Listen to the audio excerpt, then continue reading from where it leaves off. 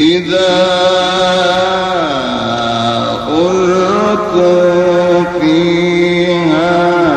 سمعوا لها شهيقا وهي تفور تكاد تميز من الغيظ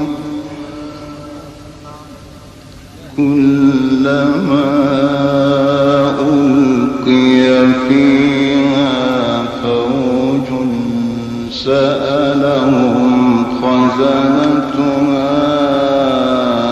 ألم يأتكم نذير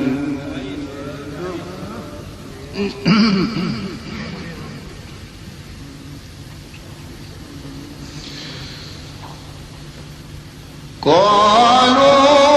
بلى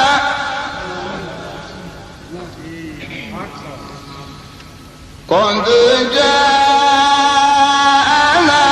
نذير فكذبنا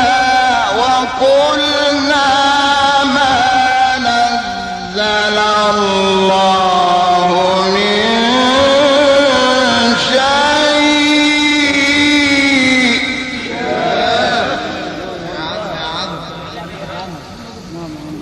إن أنتم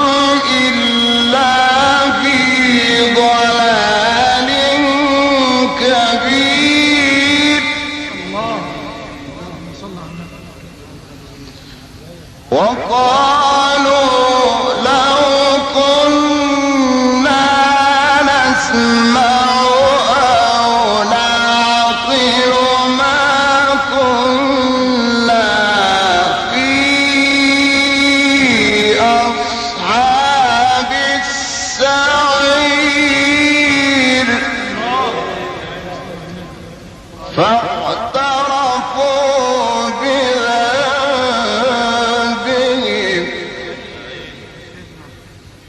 فسحقا لأصحاب السعير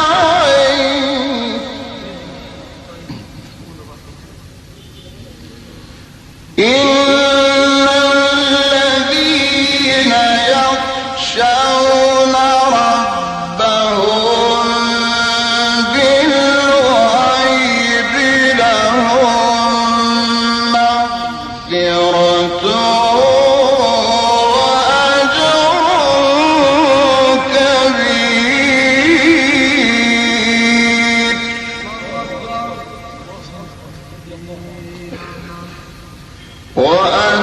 وأسروا قولكم أو اجهروا به إنه عليم بذات الصدور ألا يعلم من خلق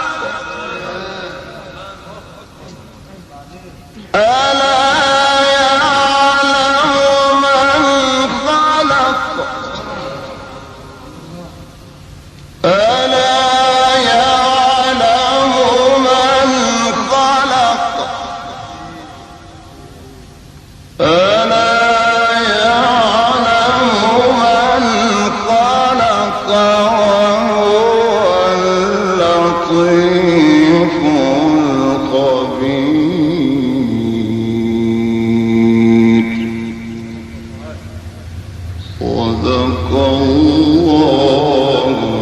العظيم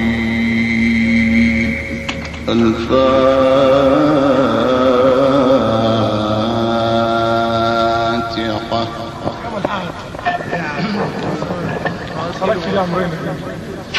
استمعتم من كتاب الله الكريم من المقرأ شهير بالإذاعة والتلفزيون العربي